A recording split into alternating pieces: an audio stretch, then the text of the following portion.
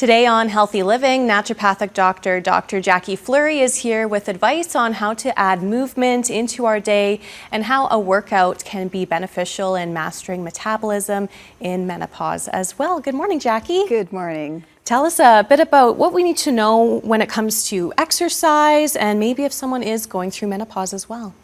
Well, as you know, I do a lot of work with women's health, and I've worked in menopause for many years. And it's not uncommon for women as they're moving into their 40s and 50s to see changes in their body, and they want to maybe join the gym or train for a 10K and just sort of ramp up their exercise.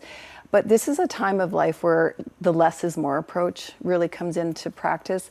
And focusing on finding micro movements throughout the day is a really great way to boost your metabolism, stimulate muscle mass, and work on bone density without having a major commitment either outside running or in the gym, because your body is already going through a lot of changes. And so when you ramp up your exercise at this time of your life, your body actually can feel a bit more stressed. So working micro movements into your day is a really great way to work on all those aspects without really adding more stress to your body. Okay, we want to limit stress. What is a micro movement? So a micro movement is anything that causes you to contract and relax your muscles and sort of get up and raise your metabolic rate.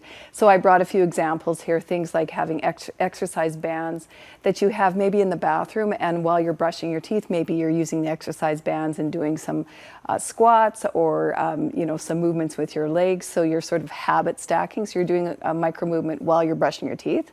I brought a kettlebell because you can actually position a kettlebell along your trail when you're walking. You can pick up the kettlebell, walk for 5 or 10 minutes, set the kettlebell back down. So there's different ways to build some of this resistance training into your day without a major commitment at the gym. And there's value to weight bearing and load bearing for sure, but for the average person who's really busy, they may have a hard time making that commitment. So you could also have a kettlebell sitting at your desk, and you could get up and take a little stretch and a little break every hour or so.